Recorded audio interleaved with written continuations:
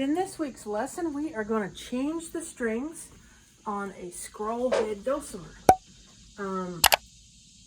It's kind of surprising to me how many people don't like to change their strings or are hesitant to do so. They don't know how. So what we're going to do this week is we'll do a scroll head, and next week we'll do a flat head. All right, so that, and you should give it a try. You can do this. All right, so you need your dulcimer, obviously, and you need horn strings on it. That for me is not a problem.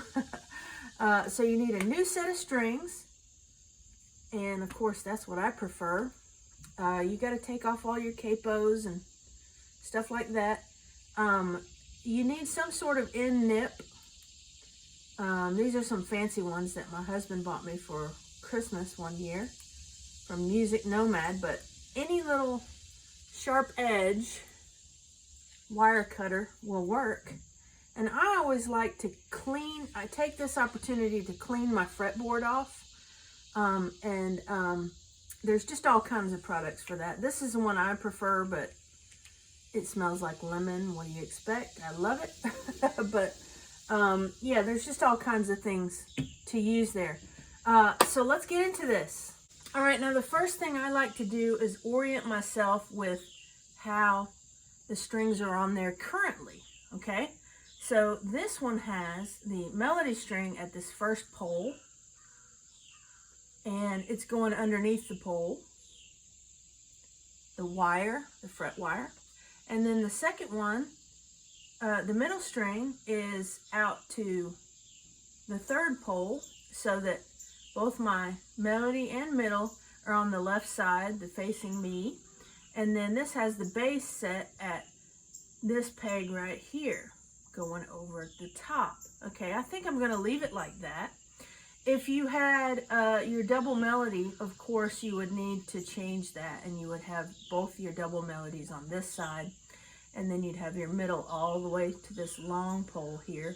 And what you would need to do, if you were taking it to the long pole, I would just go ahead and route it under this pole and under this pole to bring it straight out this way.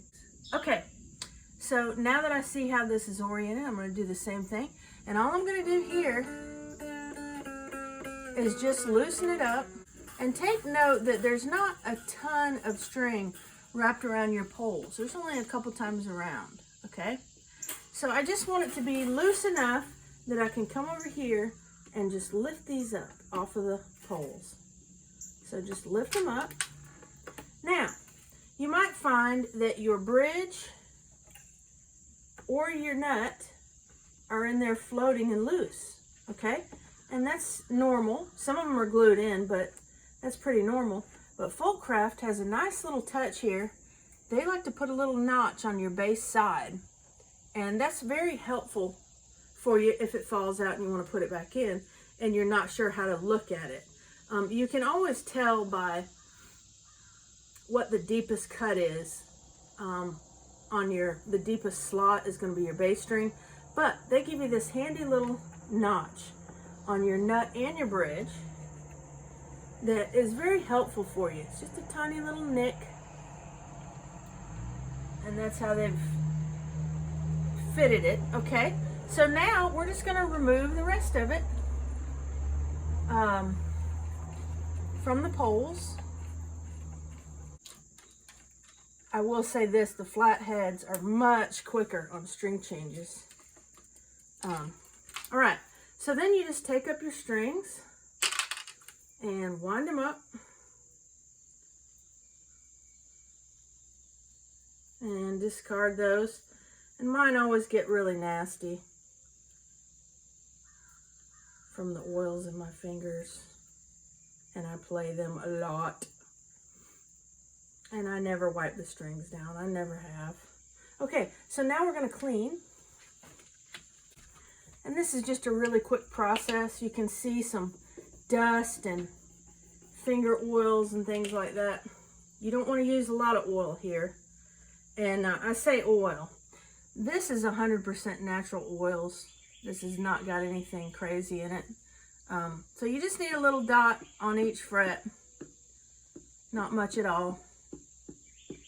As you get down here to these tiny ones, you don't need very much at all. But it just cleans and conditions your fretboard for you. And it'll make it look real nice too, okay? So you just quickly go through there. You want to rub up and down like that so as to remove, you kind of get next to those frets where you get a buildup like that. And this is not going to hurt your wood, but you do need to be careful with what you put on there. I'm taking the dry part and just removing dust from the rest of it. All right, we're ready for some strings. Now I'm just going to take the dry part and wipe it again. Rub it down again. All right, so we're ready for our strings. Grab our set of strings. Doesn't really matter what order you want to put them on here.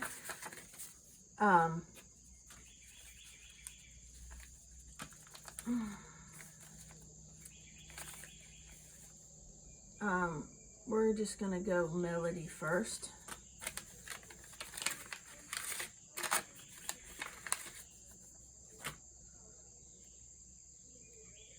And what you want to do here is you're going to cut your string before you ever put it on.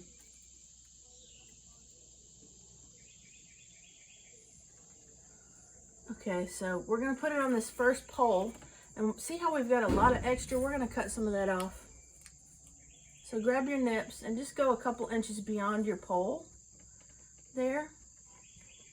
So my pole is right here. I'm just going to go a couple inches beyond that and cut it. That way I don't have a ton of winding to do.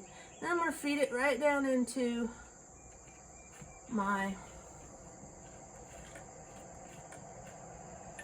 hole there and bring it up just enough to have a little bit sticking out, and then I'm going to get that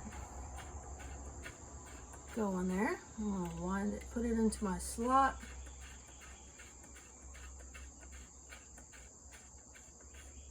And depending on how much you left, you want to leave enough to go around the pole at least twice, I'd say, but not a ton.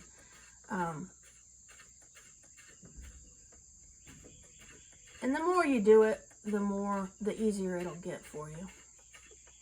But I have a little slot here in the wood as well, which is nice. So there we go. We have our first string on. Now we'll go to our middle.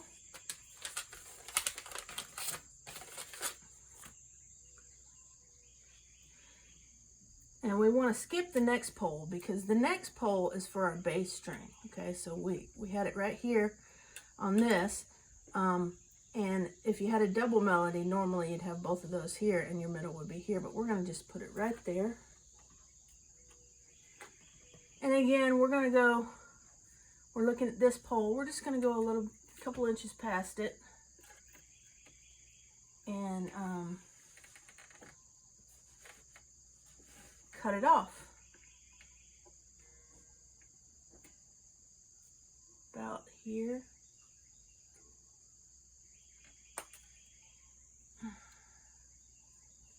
Okay. And then we're going to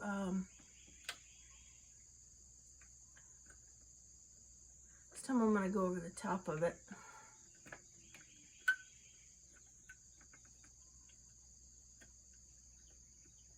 And you just leave a little point hanging out there out of your hole.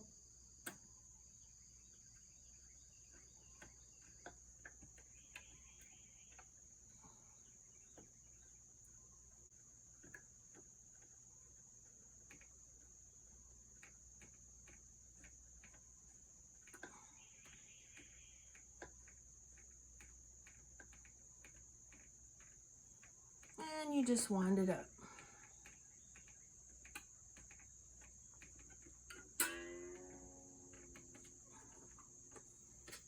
All right, one more to go and we'll be done. You can do this.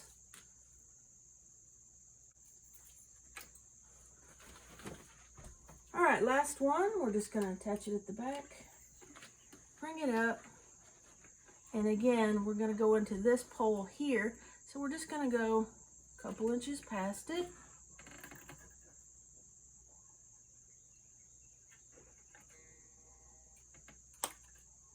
And cut it. We don't want anything flying around.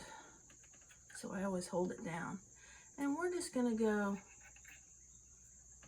in again to the top of this one. And start winding, and you want to keep backward tension on it so that it won't be flopping around.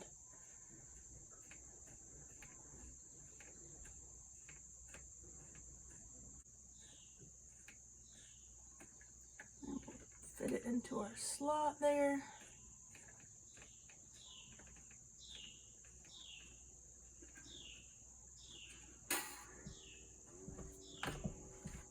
And we have fresh strings. All right, you're done. You can do this. I know you can. So give it a try. All right, now it's time to play the strings off of that sucker. And we'll see you next week with a flat head dulcimer string change.